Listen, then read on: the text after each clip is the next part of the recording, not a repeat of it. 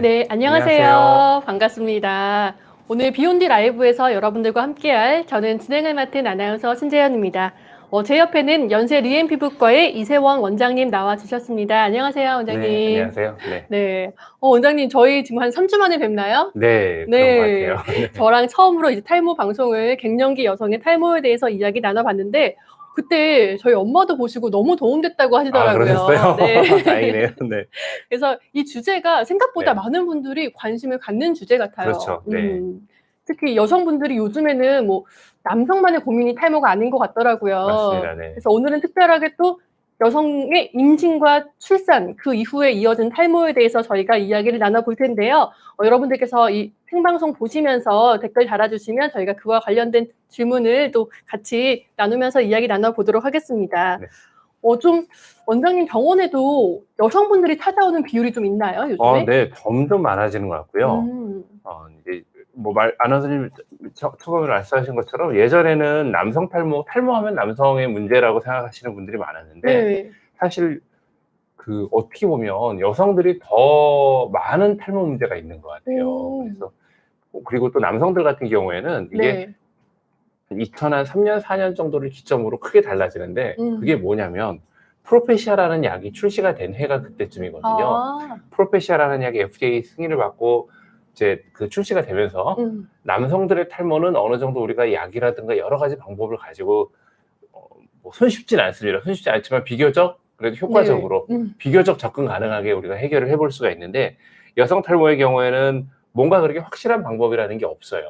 게다가 탈모의 유형도 굉장히 다양하고 네. 그래서 어떻게 보면은 탈모라는 문제가 남성들의 문제라기보다 요즘에는 오히려 더 여성들에게 더 심각한 그쵸. 문제일 수 있다. 그렇게 생각이 됩니다. 맞아요. 여성분들, 뭐 젊은 분들 너나 할 것 없이 이제 탈모가 고민인 것 그렇죠. 같은데 네.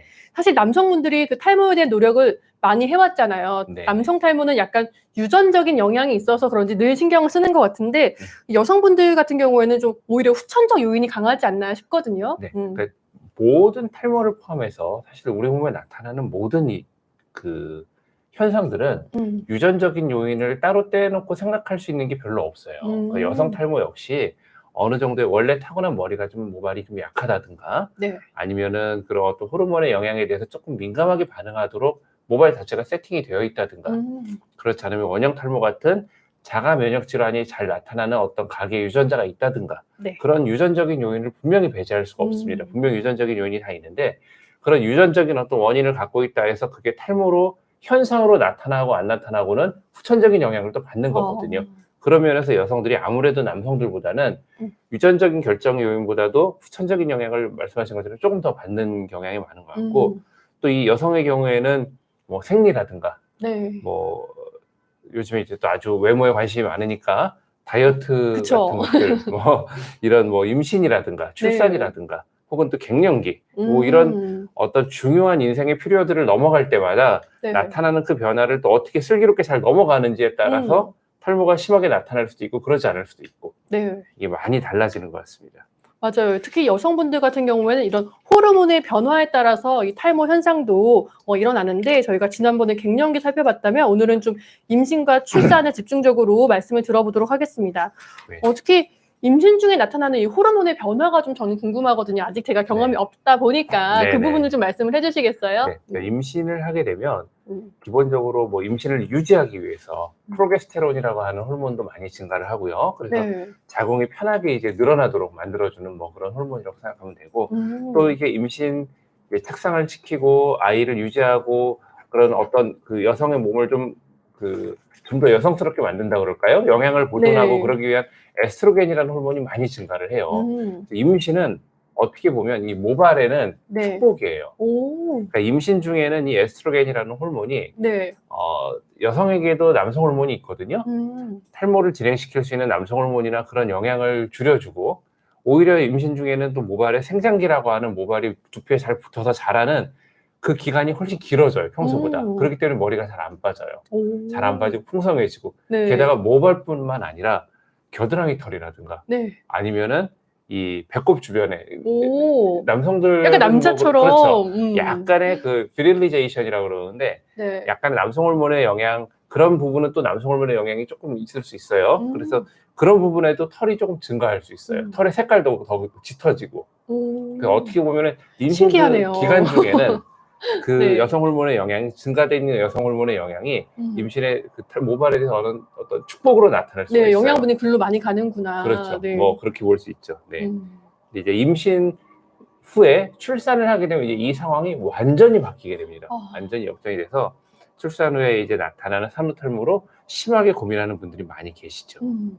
그러면 저는 오히려 임신 중일 때는 사실 산모가 영양분을 또 이제 뱃속에 아이랑 나누다 보니까 네. 영양 공급이 부족해서 뭐 임신 중에 탈모가 오는 건가라고 생각을 했었거든요. 네. 그게 아닌 거네요. 그렇죠. 그러니까 그 모발에 분명히 어떤 영양과 관계되어 있는 그 측면도 있는데, 근데 생각을 해보면 임신 중에 우리가 체중이 많이 분단 말이에요. 네. 여성들이, 그죠? 그리고 아이를 출산한 보통 아이가 뭐 작게는 한 2.8kg에서 많게는 3.6kg, 3.8kg 정도 나간단 말이에요. 네. 근데 여성이 실제로 임신 중에 체중 증가가, 이상적인 여성의 임신 중 체중 증가를 한 9kg에서 12kg 정도로 생각을 해요.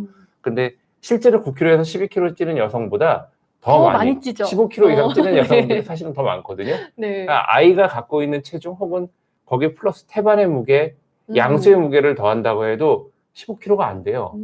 나머지는 결국 그 여성의 어떤 영양분이 아이에게 주기 위한 준비, 축적이 돼 있는 거죠. 네. 그래서 임신 중에 결코 영양분이 부족해진다거나 그러진 않는 것 같아요. 저는 오히려 영양 과다로 살이 찔 수도 있는. 그렇죠, 그렇죠. 네. 또 임신 중기 정도가 되면 임신 초반기에 입덧을 하는 그 시간이 넘어가면서 임신 중기가 되면은 폭풍 먹방의 시기가 오죠. 그렇죠. 땡기는 게 얼마나 네네네. 많아요. 이것도 먹고 싶고 저것도 먹고 싶고. 그 시기간에 살이 많이 찌고 하면서 네.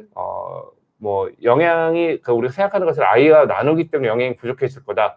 글쎄요, 저는 그 산부인과나 그쪽의 전문가는 아니지만 별로 그렇지는 않은 것 같아요. 오히려 네. 출산 후에 어떤 호르몬이 그런 영양을 크게 비축할 필요가 없다는 신호를 우리 몸에 보내면서 여성들의 체중이 빠지면서 네. 그런데 그렇게 체중이 빠지는 와중에 또 수유는 해야 되고 육아하면서 여러 가지 스트레스라든가 네. 뭐 아이가 또 밤에 잠을 잘 안 자잖아요, 애기들이. 시도 때도 없이 깨서 울고 그 아이를 또 케어해야 되고 네. 그러는 과정에서 생기는 뭐 스트레스라든가 오히려 영양의 부족 그리고 네. 또 이제 수유가 끝나면 또다시 생리가 시작이 되고 진짜 호르몬의 변화가 가장 크네요. 그렇죠. 그런 것들이 다 이제 우리가 임신이라든가 출산 후 탈모에 영향을 많이 미치는 그런 요인일 것 같아요.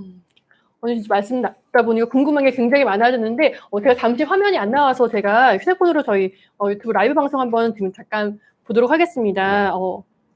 지금 혹시 어느 분들이 들어와 주셨는지 제가 확인을 못하고 진행을 하니까 왠지 소통을 안 하는 것 같다.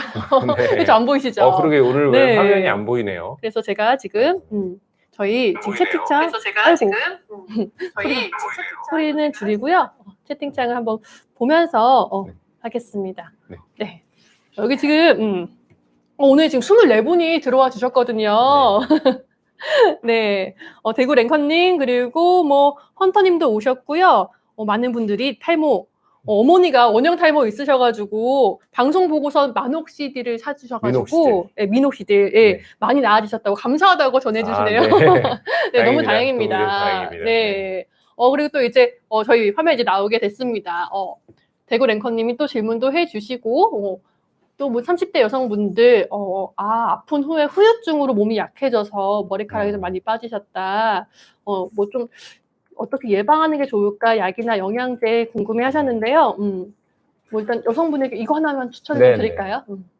우리가 몸이 이제 많이 약하고 뭐 아픈 후 후유증이라고 하시니까 당시에 뭐 영양 부족이라든가 스트레스라든가 이런 게 좀 있으셨을 것 같아요. 그래서 어떤 병과 연관돼서 나타나는 탈모증은 거의 대부분 휴지기 탈모증이라는 게 있는데 일반적인 휴지기 탈모증은 그 힘든 시기가 지나가면은 다시 모발이 다 재생이 돼요. 네. 근데 간혹은 조금씩 이제 나이가 들면서 휴지기 탈모증 플러스 여성 탈모증, 그러니까 나이가 들면서 진행이 되는 여성형 대머리 증상이 같이 있는 분들이 있어요. 여성형 대머리 증상은 머리가 빠지는 것보다는 가늘어지는 현상이거든요. 네. 그러니까 몸이 아프면서 휴지기 탈모증과 진행되는 여성형 탈모증이 같이 있는 분들의 경우에는 휴지기 탈모증은 이후에 몸이 좋아지면서 다 회복이 되지만 그 시간 동안 계속 진행됐던 여성형 탈모증, 모발이 가늘어진 거 회복이 잘 안 되거든요. 그래서 이런 경우에는 우리가 그 비타민 B 컴플렉스라든가 맥주 효모, 요즘 맥주 효모 많이들 맥주 말씀하시죠? 샴푸도 있고 그런 성분들 혹은 뭐 판토텐이라는 성분들이 들어있는 그런 종합 모발용 영양제들이 있어요. 그런 것들을 좀 드시는 것들이 도움이 될 수 있고요. 네. 미녹시딜 바르는 것도 도움이 될 수 있고. 근데 이제 이런 현상이 많이 심할 경우에는 그런 어떤 영양제라든가 바르는 미녹시딜만으로 해결이 잘 안 되는 경우도 많이 있어요. 그래서 뭐 고민이 많으시고 그러면 탈모 병원을 방문해서 일단 진료를 받아보시는 게 제일 뭐 네. 좋은 방법일 것 같아요.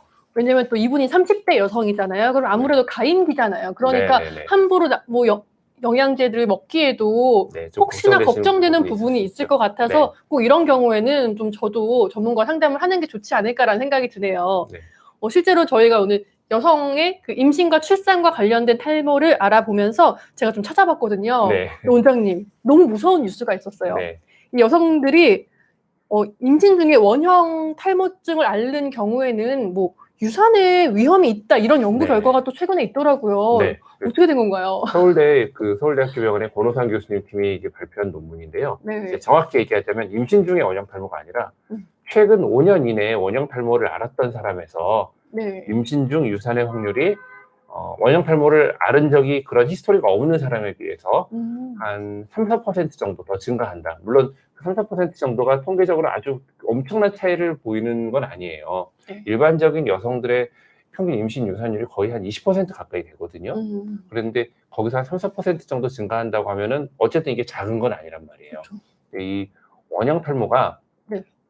원형 탈모를 겪었다고 해서 난임하고 관계가 있는 건 아니에요. 다시 말해서 임신이 잘 안 되는 건 아니에요. 임신은 잘 돼요. 또 나중에 임신을 잘 유지했을 경우에 분만에 어떤 문제가 있어서 아이가 좀 잘못된 아이가 나온다거나 그런 문제가 있는 건 아니에요. 다만 임신의 유지와 관련된 문제가 좀 있을 수가 있는데 자, 우리 생각을 해보면 네. 그 신장 이식이라든가 간 이식 뭐 이런 얘기가 나올 때 부모 자식 간에 먼저 매칭을 보잖아요. 네. 혈액이라든가 이분이 면역학적으로 거부 반응이 없을지. 하지만 부모 자식 간에도 매칭이 다 맞지가 않는단 말이에요. 그렇죠. 전해드리지 못하는 경우가 있어서 공여자를 찾는 대기자들이 굉장히 많거든요. 그쵸. 그 대기하시는 분들이.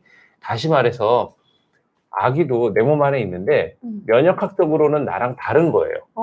쉽게 얘기하면 이물질이 하나 내 몸속에 들어와 있는 거예요. 네. 그러니까 그러면 우리 몸은 뭔가 이물질이 몸 안에 있는 경우에 거부 반응을 일으키거든요. 근데 우리 이 모발도 생각해보면 털이 무슨 일을 하시다가 머리카락이 손가락에 박혔어요 뭐 이러면서 병원에 오시는 분들이 계세요. 가시가 박힌 거나 마찬가지예요. 내 머리카락이지만 이물질이거든요. 네. 여기에 대해서 거부 반응이 일어나요. 근데 우리 머리카락이 여기 손가락에 박힌 게 아니라 머리에 그냥 있을 때 혹은 아이가 내 뱃속에 있을 때 면역학적으로 거부 반응을 일으키지 않아요. 그게 이제 우리가 면역 특권이라고 그래서 우리 면역계 통해서 얘네들은 인정을 해주는 거예요. 네. 얘네들은 일단은 지금은 내 거니까 얘네들에 대해서 거부 반응을 일으키지 않는다. 인정을 해주는 건데 원형 탈모라고 하는 병은 그 우리 모발에 대한 그 면역 특권이 없어져요. 그러니까 내 모발의 어떤 특정 부위를 네. 병균이라고 이물질이라고 생각해서 우리 몸에 있는 면역세포들이 공격하는 자가 면역 질환이 원형 탈모거든요. 그런 식으로 원형 네. 탈모를 겪은 사람들이 뭔가 어떤 우리 그 면역 체계 항진이 아이를 유지하는 아이에 대해서도 면역 특권이 있어야 되는데 네. 마치 이 아이를 조금 이물질처럼 그렇게 좀 인식을 하지 않나 그렇게 네. 우리가 추론을 해볼 수가 있어요. 그래서 최근에 원형 탈모를 알았던 최근 5년 이내 원형 탈모를 앓았던 여성분들에서는 임신이 잘 유지가 안 되고 유산이 될 확률이 그렇지 않은 분보다 조금 높기 때문에 그런 부분에 대해서 조금 더 이 산부인과 선생님들께 원형 탈모를 앓았다는 거를 좀 이렇게 말씀을 드리고 네. 그런 임신의 유지나 이런 부분에 대해서 아무래도 모니터링을 조금 더 철저히 하시는 게 좋지 않을까 생각을 하고 있습니다. 네. 진짜 임신 중에 뭐 여러 가지 고민이 많을 텐데 그 중에 또 탈모까지 생긴다면 얼마나 또 마음이 불편하겠어요. 그렇죠? 그런 부분들은 좀 조심하셔야 될 것 같고 특히나 또 임신 중인 경우에는 뭐 이런 탈모 약도 함부로 쓰면 안 될 것 같거든요. 맞습니다. 네. 좀 뭐 특별하게 좀 주의할 부분이 또 있을까요? 네, 가장 여성 탈모, 그러니까 우리가 이제 이 원형 탈모를 얘기하는 게 아니라 일반적으로 가장 고민이 많은 여성 탈모 중에 이제 여성 대머리 증상을 얘기하는 거예요. 여성형 탈모, 머리가 점점 가늘어지고 약해지는 여성형 탈모의 가장 표준적인 약은 미녹시딜을 바르는 거예요. 네. 바르는 미녹시딜이 가장 표준적인 약이고 가장 인정받는 약인데 이 미녹시딜이 임신 중에 미녹시딜 사용에 대해서는 주의하라고 돼 있어요. 그러니까 완전히 금기라고는 돼 있는 건 아니지만 이 미녹시딜을 발랐을 경우에 이 미녹시딜이 그 아이한테 영향을 미칠 가능성이 충분히 있거든요. 음. 임신 중에는 가능하면 사용하지 않도록 되어 있습니다. 네. 그리고 또 우리가 가장 대표적으로 이제 그 여성 탈모를 치료할 때 쓰는 영양제, 맥주효모라든가 판토텐이라든가 비타민 B 컴플렉스가 섞여 있는 영양제, 그게 판토가, 네. 마이녹시레스, 판시딜 뭐 이런 계통의 약들이거든요. 네. 이런 계통의 약들도 설명서에 보면은 임신이나 수유 중에는 가능한 한 사용하지 않도록 그렇게 권고를 하고 있어요. 그렇기 때문에 임신 중에는 사실 어떤 약을 쓰든 우리가 네. 안심하고 쓸 수 있는 그런 약들이 없죠. 확실하지가 않거든요. 그래서 임신 중에는 보통 그래서 탈모 치료를 할 때도 네. 임신 중에는 잠깐 좀 쉬는 경우가 많이 있어요. 물론 아주 특별한 경우에 원형 탈모가 뭐 굉장히 심하다거나 그런 경우에는 임신 중기 이후에는 뭐 약간의 스테로이드라든가 그런 거를 좀 쓰기도 합니다. 근데 보통은 임신 중에는 뭐 이제 쓸 수 있는 그런 탈모 약이라는 게 마땅치가 않아요. 하지만 다행스럽게도 네. 원형 탈모와 같은 어떤 특정 자가 면역 질환을 제외하고 일반적인 여성형 탈모, 모발이 가늘어지는 여성 대머리나 이런 증상들은 네. 아까 말씀드렸듯이 임신 중에는 좋아져요. 머리가 굵어지고 튼튼해지고. 네. 예, 그렇기 때문에 임신 중에는 조금 그런 일반적인 우리가 이제 나이가 들면서 진행하는 그런 탈모는 조금 안심하셔도 되니까 네. 보통 그런 탈모의 치료는 출산 이후에 그리고 수유가 이제 좀 끝난 이후에 치료하시라고 그렇게 안내를 해드리죠. 네. 임신 중에는 임신 중에도 요즘에 보면은 임신 중에도 뭐 화보를 찍는다고 그러고 임신 중에도 뭐 그렇게 뭐 맞아요. 임신한 것 같지 몸은 않은 엄마 날씬한데 막 뭐 배만 이런 나와. 것들이 어떻게 보면 유행이 조금 되는 것 같으면서 네. 임신 중에 다이어트를 하시는 분들이 계세요. 근데 그런 경우에는 모발에도 그렇고 아이한테도 그렇고 좀 안 좋을 수 있으니까 네. 네, 임신 중에 좀 쪄야죠. 그렇죠. 걱정 없이 좀 건강을 네. 챙겼다가 이제 뭐 그렇죠. 출산 네. 후에 또 다이어트가 쉽진 않겠지만 그렇게 하는 게 좋을 것 네. 같아요. 근데 실제로 저도 이제 주변 친구들 같은 경우에 얘기를 들어보니까 출산 후에 탈모가 임신 중일 때보다 확실히 더 심한 것 같더라고요. 맞습니다. 네. 뭐 그게 당연히 말씀하신 산후 다이어트 이런 영향도 있을 것 같고요. 출산 후에 이 탈모는 좀 어떻게 진행이 되나요? 네, 그러니까 보통 산후 탈모는 아이를 낳고 나서 출산한 후에 한 2, 3개월 정도 후부터 시작되는 경우가 많아요. 그때부터 시작돼서 짧게는 한 3, 4개월 정도, 길게는 1년 정도까지도 탈모가 계속 진행이 되는 경우가 있고 네. 정말 빠질 때는 정말 무섭게 빠지거든요. 그러니까 이러다 정말 내가 완전히 대머리가 되겠다. 네. 완전히 막 머리가 없이 듬성듬성 나겠다 싶을 정도로 정말 줄줄줄 빠지는 분들이 있어요. 물론 모든 여성들이 산후탈모를 겪는 건 아닙니다. 대략 한 20%에서 30%가량의 여성들은 산후탈모 없이 넘어가시는 분도 있어요. 하지만 대다수 70%, 80% 여성은 산후탈모를 겪게 되는데 산후탈모는 거의 대부분의 산후탈모, 100%라고 얘기할 수는 없어요. 거의 대부분의 산후탈모는 특정 기간이 지나면서 머리가 다시 납니다.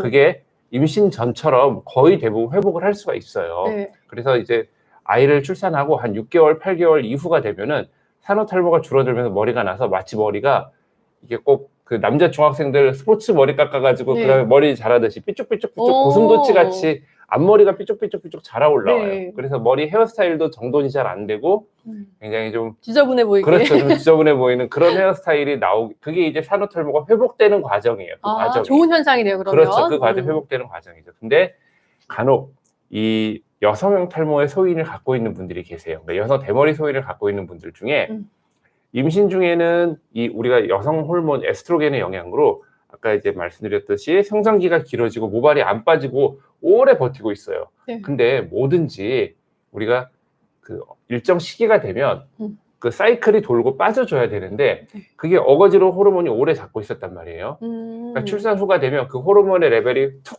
떨어지면서 잡고 있던 그 자물쇠가 툭 풀려버리는 거예요.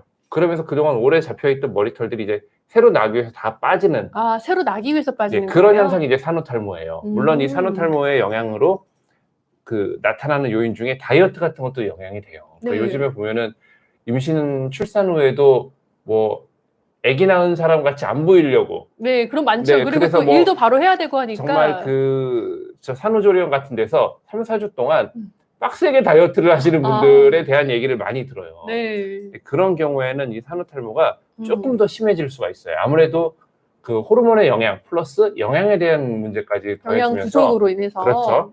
산후탈모가 조금 더 심해질 수 있으니까 너무 그렇게 산후에 물론 정상적인 체중으로 돌아오기 위해서 조금 다이어트도 해야 되고 그러긴 하지만 단기간에 너무 무리하시는 거는 별로 좋지 않을 것 같고요. 네. 그리고 이게 여성 탈모와 산후 탈모를 같이 갖고 있는 분들이 있어요. 임신 중에는 여성 탈모는 호르몬에 의해서 조금 좋아지는데 그게 네. 이제 임신 후가 되면 출산 후가 되면 산후 탈모 플러스 여성 탈모의 진행이 같이 나타나기 때문에 한 1년 후쯤에 산후 탈모는 어느 정도 회복이 되겠지만 네. 그 시간 동안 여성형 탈모가 계속 진행이 돼서 임신 전처럼은 머리가 회복이 안 돼요라고 말씀하시는 분들도 상당히 많이 있어요. 네. 그래서 그렇기 때문에 만약에 산후 탈모가 회복이 되면서 이렇게 고슴도치 같이 되는 그 기간이 지난 후에도 네. 모발이 제대로 회복이 되지 않는다. 그렇다고 그러면 그때 이제 여성형 탈모, 여성 대머리 증상이 좀 같이 있다는 걸 의심을 해봐야 되고 그런 경우에는 좀 병원에 오셔가지고 진료나 치료가 좀 필요할 것 같아요. 네. 그러니까 출산 후 2, 3개월 뒤부터 약간 출산 후 탈모 증상이 나타나고 뭐 한 6개월까지는 뭐 자연스러운 현상으로 그럴 수 있지만 이게 1년이 넘게 지속이 된다. 그러면 좀 약간 기존의 여성형 탈모라든지 이렇게 있다고 봐야 된다 이런 말씀이신데요. 네. 근데 그럼 삐죽삐죽 자란 머리는 이제 좀 길게 잘 자라면서 자기 모발처럼 자리 잡나요? 그럼 거의 대부분 그렇게 됩니다. 그래서 사실 산후 탈모는 네. 정상적으로 식사도 잘 하시고 건강 관리를 잘 하시는 여성들은 크게 걱정은 안 하셔도 돼요. 정말 빠질 때는 무서워서 네. 와 정말 나 무슨 몸에 큰일 난 거 아닌가 이런 느낌 드실 수 있는데 대부분 다 회복하세요. 그래서 뭐 특별한 어떤 조치를 취하기보다는 네. 그냥 편하게 운동도 하시고 식사 잘 하시고 뭐 영양제 좀 드시고 그렇게 건강 관리 잘 하시면 되는데 네. 문제는 이제 그게 다 1년 정도가 지났는데도 회복이 잘 안 되시는 분들 그런 분들은 이제 좀 치료가 필요하죠. 네. 이거는 좀 속설인 것 같은데 머리가 너무 긴 분들 있잖아요. 저는 짧은 머리인데 네. 머리가 긴 사람들이 머리가 빠지면 더 많이 빠지는 것 같고 더 잘 엉키고 네네. 이런 것도 있는 것 같거든요. 그러니까 머리가 긴 분들이 네. 그러니까 같은 머리카락 우리가 머리카락은 가닥수도 중요하지만 네. 볼륨이 굉장히 중요해요. 굵기요. 모발 굵기. 자체의 그렇죠. 굵기라든지. 모발 자체의 굵기. 머리가 긴 분들은 그렇게 머리가 길어지는 그러니까 머리가 길고 싶어도 못 기르는 사람도 있어요. 저요. 안 길어져요. 제가 머리를 늘 짧게 하는 이유가 그렇게 그러세요? 긴 머리가 잘 자라지도 않고요. 네네네. 맞습니다. 그렇더라고요. 그러니까 머리가 긴 분들은 그만큼 머리의 기본적인 그 단면의 굵기가 좀 굵어요. 그렇게 머리가 튼튼하기 때문에 기는 거예요. 그분들은. 네. 거기다 머리가 길기 때문에 그러니까 기본적으로 한 가닥의 볼륨 자체가 커요. 그렇죠. 그러니까 머리가 좀 짧은 분들이 더 빈해 보이잖아요. 두세 가닥 머리가. 빠지는 네. 거랑 머리가 긴 분들이 한 가닥 빠지는 게 모아보면은 뭐가 한 움큼 같은데 그게 같아요. 네. 그래서 머리가 긴 분들은 아무래도 조금 빠져도 많이 빠지는 것처럼 보일 수가 있고 또 하나는 머리가 길면 아무래도 모발에 정전기라든가 이런 게 일어나면서 조금 마찰이나 어떤 모발의 손상 혹은 모발의 당겨짐으로 인한 탈모가 좀 생길 수가 있어요. 또 머리가 긴 분들 뭐 여성들 식사하시거나 그럴 때 이게 머리카락이 음식에 닿으니까 질끈 묶게 되잖아요. 많이 묻죠. 네. 네. 그리고 또 아무래도 머리 결을 관리하기 위해서 브러쉬 같은 거를 좀 하실 수도 있고 네. 그러는 과정이 물리적인 손상을 좀 만들어서 머리를 좀 빠지게 할 수 있죠. 오히려 좀 머리가 관리가 만약에 안 될 경우에는 좀 다듬어 놓고 하는 것도 탈모에는 조금 도움이 될까요? 그렇죠. 그래서 그 정전기 같은 걸 줄이기 위한 린스나 트리트먼트 같은 거를 쓰는 게 머리가 긴 분들한테는 좀 도움이 될 수 있습니다. 네. 이건 여성분들이 좀 관리하기 좋은 그런 팁이었던 것 네. 같아요. 근데 사실 스트레스가 탈모의 가장 큰 적이 아닐까 또 그런 생각이 드는데 임신과 출산을 하고 또 육아 스트레스를 받으면은 좀 이거를 어떻게 관리할 방법이 없을 것 같거든요. 네네. 또 수유 중에는 영양제도 조심을 해야 되니까 맞습니다. 네. 그럴 때 좀 그래도 생활 속에서 관리할 수 있는 그런 방법이 있을까요? 네. 기본적으로 우리가 스트레스가 없는 사람이 없죠. 스트레스가 없이 살아가는 현대인이 없죠. 그래서 스트레스가 탈모에 영향을 미치는 것도 어느 정도는 이제는 그런 것들이 예전에는 스트레스를 어떤 수치화하기가 어렵기 때문에 이게 연구 결과로 나오기가 힘들었는데 요즘에는 이게 스트레스와 관계된 호르몬 혹은 스트레스와 관계되어 있는 여러 가지 산화물질들에 대한 연구를 통해서 스트레스가 어쨌든 탈모에 영향을 미친다는 게 점점 그 실제 연구로도 밝혀지고 있는 추세거든요. 근데 말씀하신 것처럼 이런 육아 스트레스나 이런 것들 벗어날 수가 없잖아요. 네. 그러니까 이런 것들은 뭐 주변 사람들의 서포트, 네, 뭐 남편이나 뭐 주변의 지인들, 가족들의 서포트가 좀 필요하겠죠. 정서적인 서포트도 있어야 되고 네. 영양적으로 그러니까 잘 할 수 있는 게 사실은 영양이라는 문제밖에 없어요. 할 수 있는 문제는. 그래서 근데 뭐 영양이라는 걸 어떤 특정 영양분, 예를 들어서 뭐 비오틴이라든가 이런 거를 많이 먹는다. 그것보다는 적절한 영양소를 골고루 이게 참 너무 그냥 교과서 같은 얘기인데 식사도 잘 챙겨 먹고 그죠? 골고루 잘 챙겨 드시는 거 그게 그냥 제일 중요하다고 생각이 돼요. 그래서 그리고 다시 한번 얘기하지만 아기를 낳은 분들은 아기 낳은 분처럼 되는 게 저는 맞다고 그게 순리라고 생각을 하거든요. 네. 그냥 너무 과도한 다이어트. 네, 빡세게 그쵸? 다이어트 하지 마시고 네. 서서히 체중 감량도 서서히 해나가시면서 음. 적절한 영양 섭취하시고 잘 주무시고 운동하시고 이게 일단은 제일 좋은 방법일 것 같습니다. 그리고 수유가 끝나게 되면 네. 이제 그 다음부터는 뭐 만약에 이제 계속 지속되는 탈모 증상이 있다 그러면 조금 더 적극적으로 여러 가지 약을 쓰면서 치료를 해보시는 게 좋을 것 같아요. 네. 거의 수유 끝나고 1년이 지났는데도 계속 이 탈모가 이어진다. 이때는 약간 그래도 영구 탈모로 이어질 수 있으니까 그렇죠. 관리가 계속 필요한 진행이 그런 될수 부분이겠죠. 네네. 네.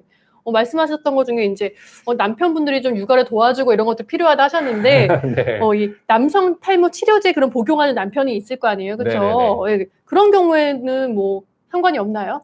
그러니까 굉장히 많은 질문들을 하세요. 네. 이제 임신을 준비하고 있는데 남편이 남성 탈모 치료제를 복용을 하고 있어요. 그러면 어떻게 해야 될까요? 이게 남성 탈모 치료제를 끊어야 될까요? 얘기를 하시는데 네. 우리가 이제 남성 탈모 치료제라고 하면 제가 말씀드리는 거는 프로페시아를 제일 대표적으로 말씀을 드리는 거예요. 피나스테라이드 성분 프로페시아가 가장 대표적인 약이니까. 네. 근데 프로페시아가 물론 정액을 통해서 나옵니다. 우리 몸 안에 들어가서 먹는 거니까 영향을 미치지 않을 수가 없겠죠. 근데 이게 정말 어떤 영향을 미친다고 하는 거는 아주 용량 대비 달라지는 거예요. 어떤 뭐 독극물 같은 것도 정말 너무너무 미세하게, 예를 들어 방사능 같은 것도 우리가 이 생활 중에 생활 방사능이 있단 말이에요. 네. 그 방사능을 우리가 쏘인다고 그래서 뭐 수명이 줄거나 암이 걸리는 건 그게 아니잖아요. 그렇죠? 어떤 피폭 용량 이상의 방사능에 접해야 맞습니다. 문제가 생기는 거잖아요. 마찬가지예요. 이런 피나스테라이드 프로페시아 같은 약도 정액으로 물론 나오지만 그 용량이 너무너무 미미해요. 그래서 최기형성이라고 해가지고 태아에 문제를 일으킬 수 있는 그런 어떤 가능성 있는 농도가 있어요. 그게 인간에서도 아니고 쥐에서 실험을 했을 때 그 영향을 미칠 수 있는 농도의 750분의 1 정도가 정액으로 나와요. 정말 양이 네. 미미하고 그렇죠. 뭐 영향을 끼친다고 볼 수는 없는 정도네요. 그렇죠. 그렇기 때문에 지금까지 그리고 세계적으로 이 프로페시아라는 약이 승인을 받은 지 이제 20년 정도가 됐거든요. 20년 정도 매년 전 세계에서 수억 명의 사람이 프로페시아를 먹고 있는데 아직까지 이 프로페시아 때문에 어떤 태아의 기형과 연관돼서 나타나는 문제가 있었다는 보고가 없어요, 지금까지. 한 건도 없나요? 네, 그렇기 때문에 남편이 약을 먹는 거에 대해서 혹은 임신 전에 약을 먹는 거에 대해서 혹은 임신 중에 만약에 뭐 스킨십이 좀 있을 수 있는데 임신 중에 약을 먹는 거에 대해서 혹은 수유를 하고 있는 중에 남편이 약을 먹는 거에 대해서 너무 염려하지 않으셔도 됩니다. 다만 요건 하나 주의하실 건 뭐냐면 이 프로페시아나 아보다트 같은 탈모 치료제, 남성 탈모 치료제가 정자의 운동성이나 정자의 어떤 숫자, 정액의 양에는 약간 영향을 미칠 수가 있어요. 기능을 조금 떨어뜨린다는 건가요? 그래서 근데 그 영향도 그렇게 막 아주 일반적으로 정상적인 어떤 정자의 운동성이나 정자의 숫자를 갖고 있는 남성에게는 미치는 영향이 미미하기 때문에 별로 영향이 없어요. 근데 기본적으로 정자의 수가 좀 감소되어 있는 분들이 있어요. 사실 이거는 검사해보기 전엔 몰라요. 이게 무슨 어떤 성 기능과 성적인 능력과 관계되어 있는 게 아니라 그런 능력이 활발하고 그렇다 하더라도 이게 떨어져 있는 분들이 있어요.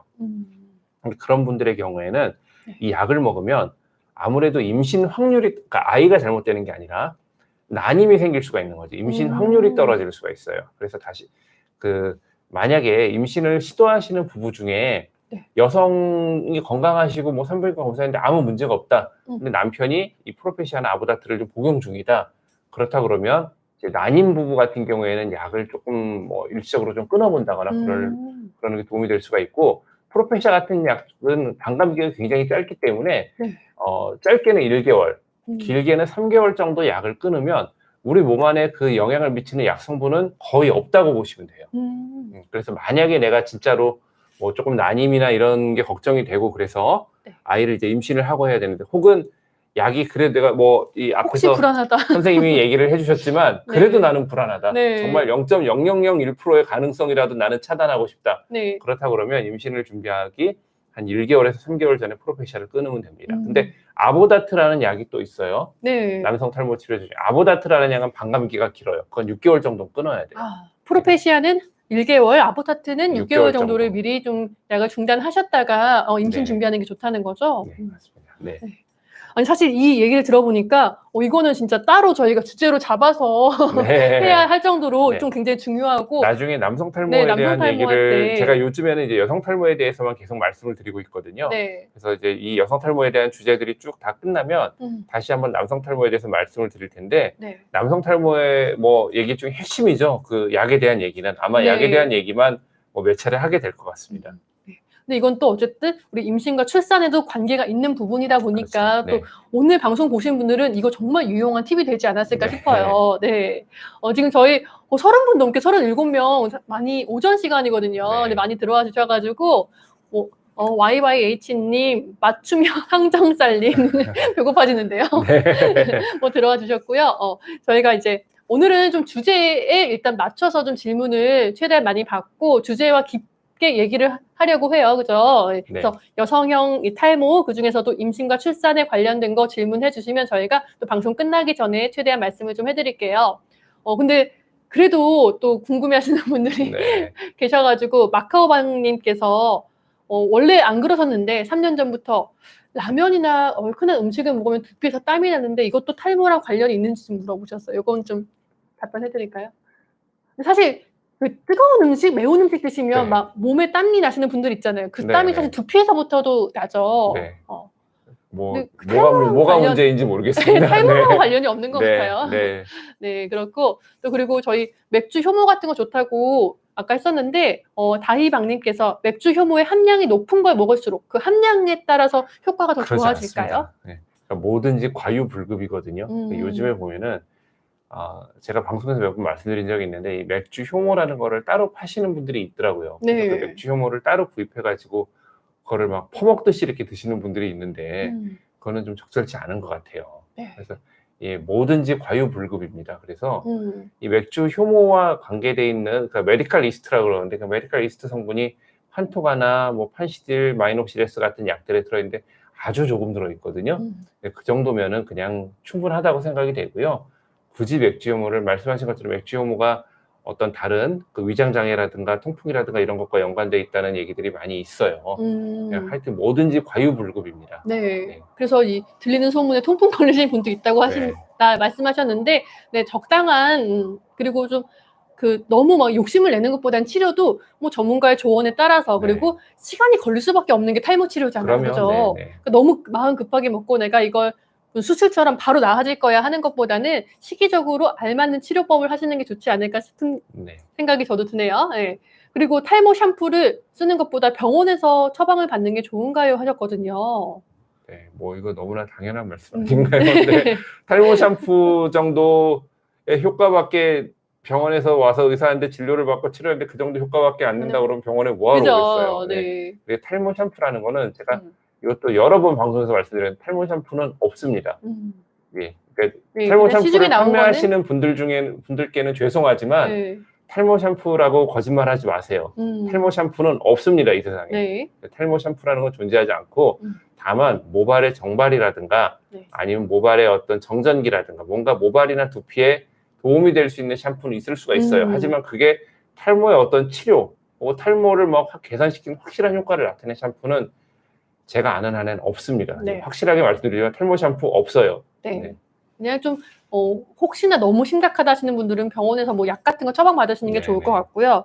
저희 이제 원장님께서도 결혼을 그러면 하셨죠. 그래서 그러면 이제 전 궁금해지는 게 혹시 와이프분도 임신 중에 탈모 출산 때 현상을 겪으셨는지. 그러면 저희 집사람도 출산하고 나서 물론 임신 중에는 저희 집사람은 워낙에 모발이 튼튼하고 지금도 뭐 나이가 꽤 들었는데도 풍성하신가요? 네, 여전히 축복받으셨는데요. 모발도 정말 잘 길어가지고 주변 친구들이나 지인들이 얼마 전에 쇼컷이었는데 벌써 이렇게 길었어 할 정도로. 약간 원장님 덕분 아니고요? 아니요, 타고난 겁니다, 그거는. 그런데도 산후탈모가 정말 심해서 저희 집사람도 아이 출산하고 나서 한 2-3개월 정도 후부터 조금 길었던 것 같아요. 제 집사람은 6개월 정도 후에 끝나진 않고 한 1년 정도 가까이까지 산후탈모가 좀 이어졌던 것 같은데 꽤 길게 산후탈모를 좀 심각하게 겪었고 네. 그 후에 뭐 완전히 잘 회복을 했습니다. 그럼 회복할 때 어떻게 좀 도와주셨는지. 네. 사실 제가 이게 뭐 스님들이 자기 머리 묶어준다는 말이 네. 제가 별로 못 도와준 것 같아요. 아, 그때 한참 바쁘고 막 그렇다고 네. 그 핑계로 많이 못 도와준 것 같습니다. 그래서 자연스럽게 이제 이 자리를 빌어 사과드립니다. 네. 좋은 방송인데요. 네. 그래도 아마 또 알고 계시는 게 있으니까 옆에서 네. 좀 육아라도 스트레스 안 받게 좀 도와주지 않으셨을까라는 생각이 네. 좀 드네요. 네. 근데 이제 여성 탈모가 호르몬의 변화 때문이라면 이제 임신과 출산 때는 또 괜찮다가 오히려 그 이후에 갑자기 그런 증상이 나타날 수도 있을까요? 그러니까 산후탈모라는 거는 뭐 그런 급격한 어떤 호르몬의 변화 때문에 이제 나타나는 거죠. 나타나니까 뭐 출산 후에 이제 확 나타났다가 회복이 되는데 이제 그 전에 전에는 못 느꼈던 네. 산후탈모가 회복이 됐는데도 모발이 다 회복이 되지 않고 뭔가 내가 아이를 출산하고 나서 저는 모발이 산후탈모를 겪고 나서 다 회복이 안 되고 계속 모발이 약해요. 네. 이 말씀을 하시는 분들이 있거든요. 임신 전에 못 느꼈던 탈모가 확 나타나고 있어요. 이렇게 말씀을 하시는 분들이 있는데 그런 경우에도 뭐 여러 가지 경우가 있을 수가 있어요. 뭐 우리가 그 대표적으로 원형 탈모와 같은 예기치 않았던 자가 면역 질환 다른 탈모 증상이 생길 수도 있고요. 여성들에게 나타날 수 있는 탈모증이 굉장히 제일 대표적으로는 여성형 탈모, 여성 대머리 증상인데 네. 그거 외에도 우리가 뭐 그 두피 앞쪽에서 나타나는 그 두피 앞쪽에 섬유화가 진행되면서 나타나는 프론탈 파이브로징 알로페시아라는 병이 앞쪽이면 있어요. 어느 쪽이에요? 약간 헤어라인 쪽. 헤어라인 쪽으로. 네. 헤어라인 쪽으로 탈모가 심해지는 그런 병도 있을 수가 있고요. 네. 혹은 두피 염증이 생기면서 또 다른 병이 있을 수가 있고 일반적으로는 어떤 여성형 탈모가 나타나는 경우가 가장 흔하긴 한데 여성형 탈모는 나이가 들면서 나타나는 거고 임신 전보다 이제 네. 산후탈모가 다 회복될 때까지 벌써 한 2년 정도 시간이 흘렀단 말이에요. 네. 임신 중과 그 아이를 출산하고 세월이 흐르면서 여성 탈모가 나타나는 게 더 많이 진행이 됐을 수가 있어요. 그 사이에.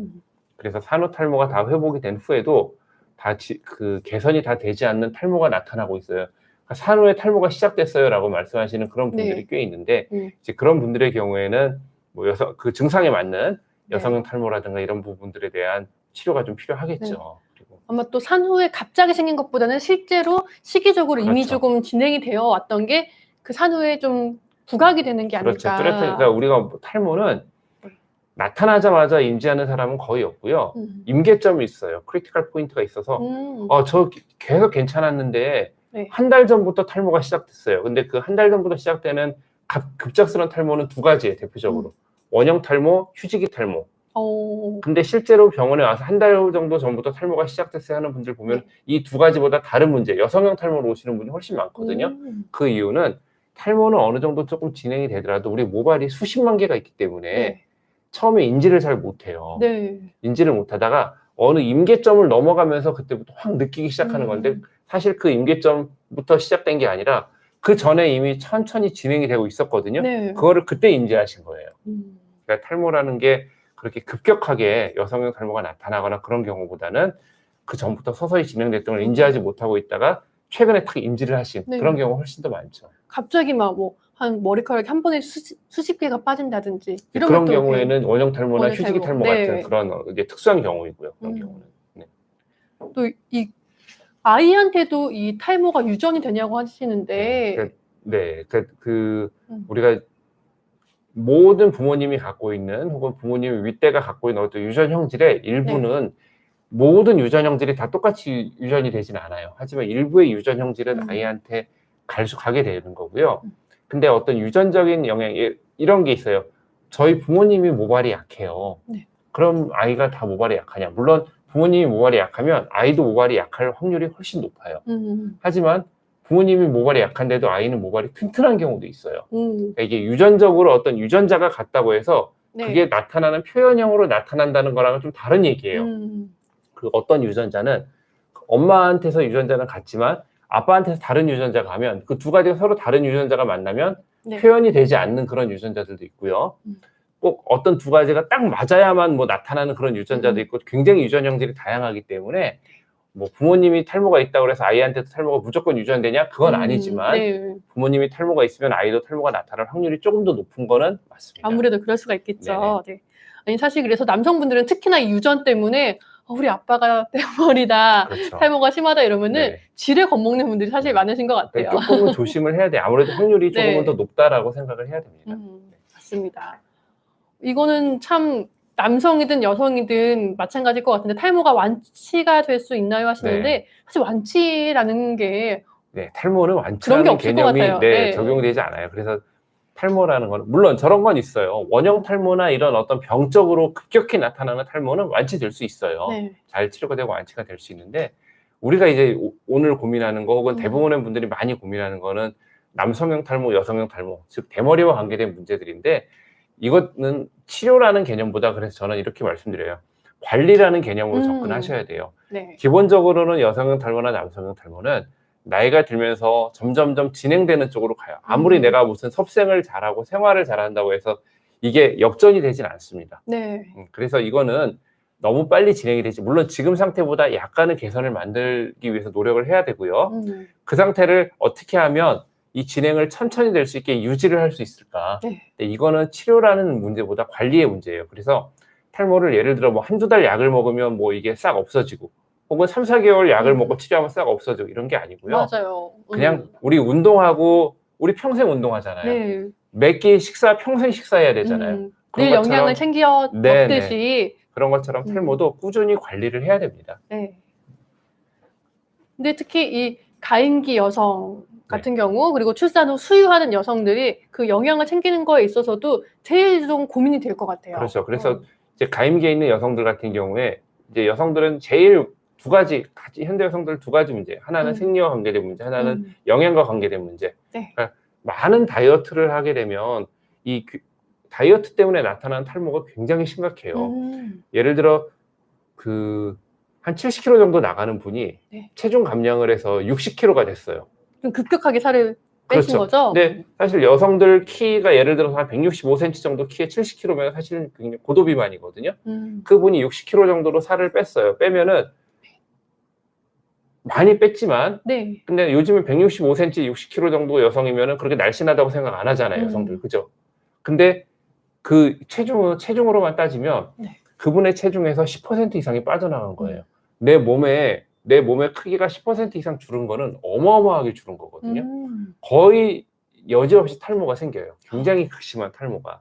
이 영양에 따라서 나타나는 탈모가 굉장히 심각하고 또 한 가지는 여성들 생리하기 때문에 생리혈을 통해서 철분의 소실이 많이 일어나거든요.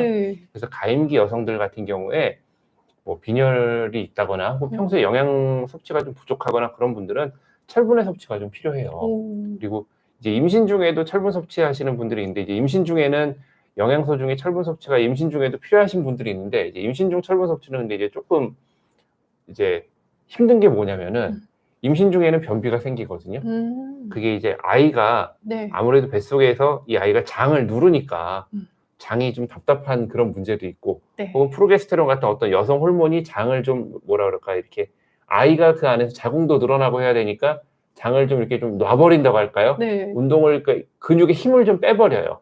그렇기 때문에 장 운동이 좀 느려지는 것도 있고 또 한 가지는 이 철분 자체가 변비를 만들어요. 그러니까 임신 중에 철분을 드실 때는 변비가 굉장히 심해질 수가 있어요. 그래서 조금 그런 부분에 대해서도 식이섬유 섭취나 같이 이제 철분을 좀 드시든가 그렇게 이제 좀 영양 섭취에 주의하시겠죠. 어쨌든 이 영양과 관계되어 있는 문제가 여성들의 어떤 탈모에는 굉장히 큰 영향을 미치기 때문에 저도 그 여성 탈모 분들이 오면 거의 여지없이 그 모발에 관계된 영양제는 다 루틴하게 처방을 좀 해드리는 편이에요.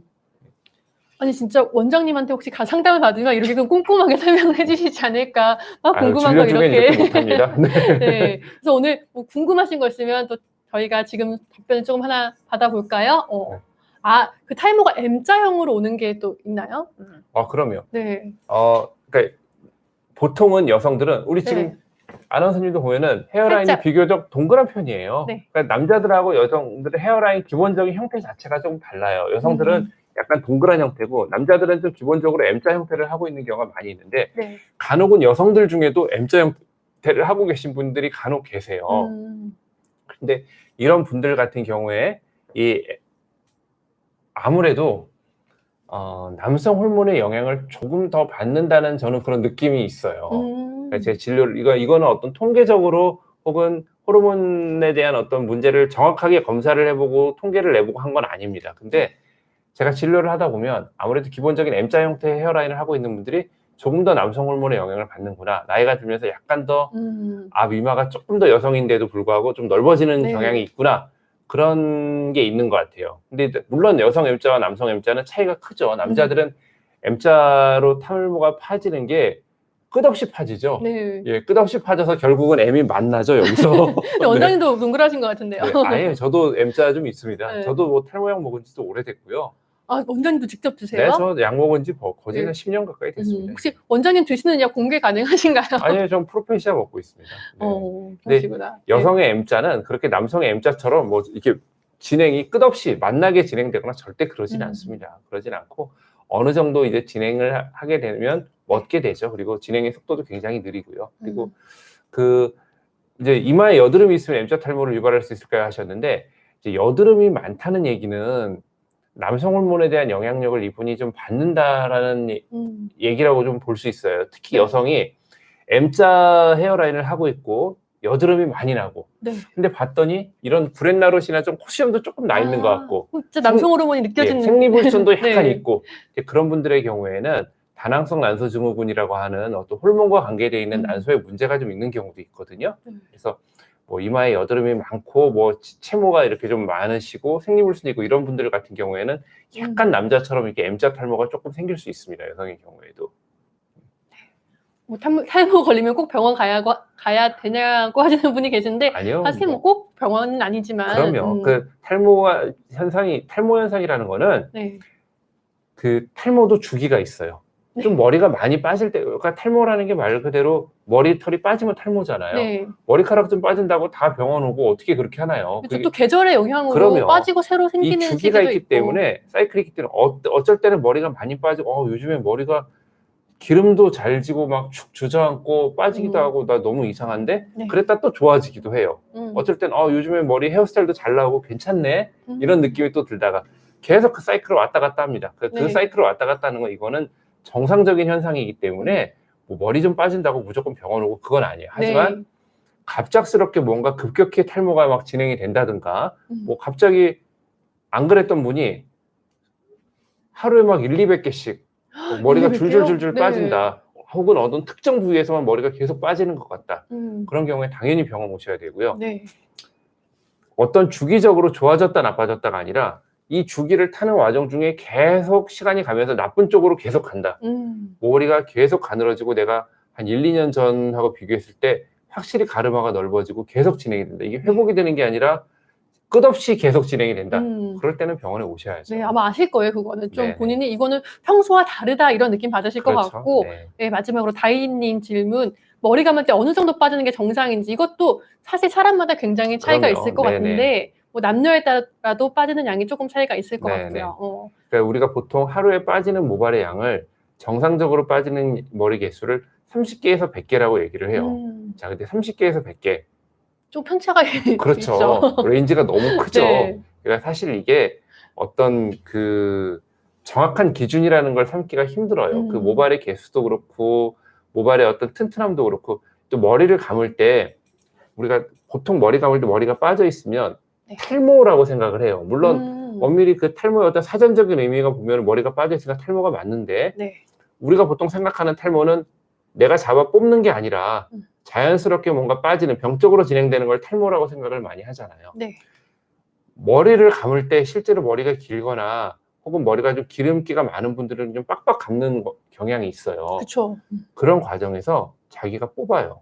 오. 그러니까 물리적인 자극을 주기 때문에 그 물리적인 자극에서 빠지는 것도 많거든요. 네, 샴푸 그러니까 과정에서. 머리를 감을 때 모발이 빠져 있는 머리카락을 본다 해서 이게 어떤 병적으로 그냥 자연스레 빠지는 그런 탈모 현상이라고 생각하실 필요는 없어요. 그러니까 내가 어떤 머리 감는 습관이라든가, 내가 머리를 감고 나서 뭐 이렇게 드라이를 할 때, 드라이를 또 엄청 세게 하시는, 예전에 저요. 예, 저 보면은 아저씨들 예전 드라마 같은 거 목욕탕 나오면 수건 이렇게 딱딱 그렇죠. 당연히 머리가 빠지죠. 자극이 그거는 심하니까. 그거는 머리가 빠진다기보다 뽑은 거예요. 그거는. 그러니까 샴푸를 하고 나서, 드라이하고 나서 머리카락이 좀 빠져 있다고 해서 그거를 다 뭐 너무 두려워하실 필요는 없어요. 다만 이게 어느 정도 과도하게 빠졌을 때 네. 보통 그거를 우리가 한 번에 빠지는 양이 한 100개 이상 뭐 이 정도를 과도하다라고 하는데 사실 이것도 무슨 통계적으로 연구가 되거나 뭐 확실한 기준이거나 그렇게 얘기하기는 좀 어려워요. 네. 어렵지만 어쨌든 그 정도는 빠지면 무섭잖아요. 예, 그때는 병원에 한번 와보셔야죠. 네.